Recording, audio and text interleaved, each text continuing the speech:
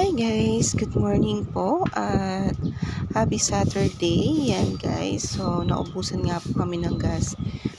Kaya kami po ay nagkahoy.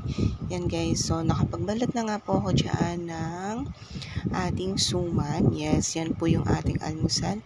At ang ating hubby ay nagiinit na po siya ng tubig. Yes, at yan nga po magsasangkap na po tayo ng ating gatas ng ating baby sa ating tummy, and ang ating hubby ay black coffee lang nga po yung pinasangkap niya. And yan guys, so sa time na yan ay malapit na nga pong kumulong ating mainit na tubig at ako po ay gutom na sa part na yan. Grabe, parang umaano na yung tiyan ko. Yan guys, so let's go. Yan. Habang hinihintay nga po natin yung mainit na tubig dyan, ay yan nga po, mag-ano muna tayo ng ating sinaing dahil malapit na nga pong kumulo.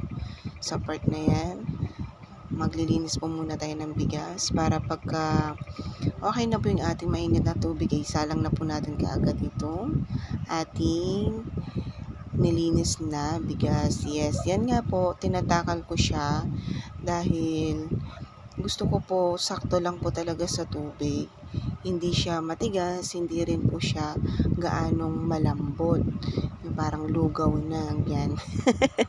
Yan guys, so ganyan po yung gawa namin para po maging tamang-tama lang po talaga yung tubig. And this is it. Ito na nga po. At kumukulo na po yung ating mainit na tubig. Nakikita niya guys. So, ayun, umuusok-usok na nga siya. At binigay ko siya kay hubby.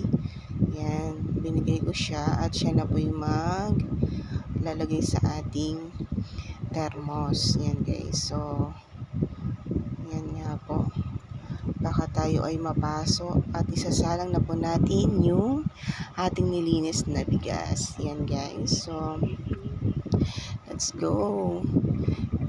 Gutom na talaga ako. Ang sarap ng almusal, suman, this is it. Kain na po tayo ng suman.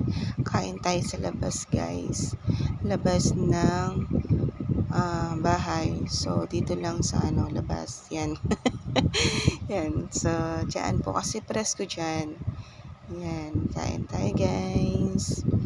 Kain tayo ng suman.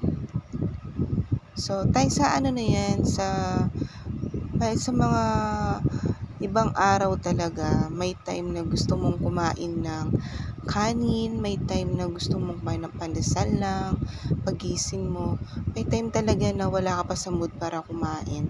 Yan guys, so, minsan, yan din kaya ng budget natin. Syempre, alam niyo naman po sa panahon ngayon. Pero kahit pa paano po ay nakakaraos tayo. Maraming salamat po sa Diyos sa lahat-lahat ng biyaya niya ay pinagkaloob sa atin. And yan nga po, magtatrabaho na pang ating hubby. And ingat ka, Beko. Pag-ingatan nawa. Time na naman para magtrabaho, guys. So, yan nga po. Nagbabangka ng ating aswang. And guys, so thank you for watching. Ingat. Bye-bye.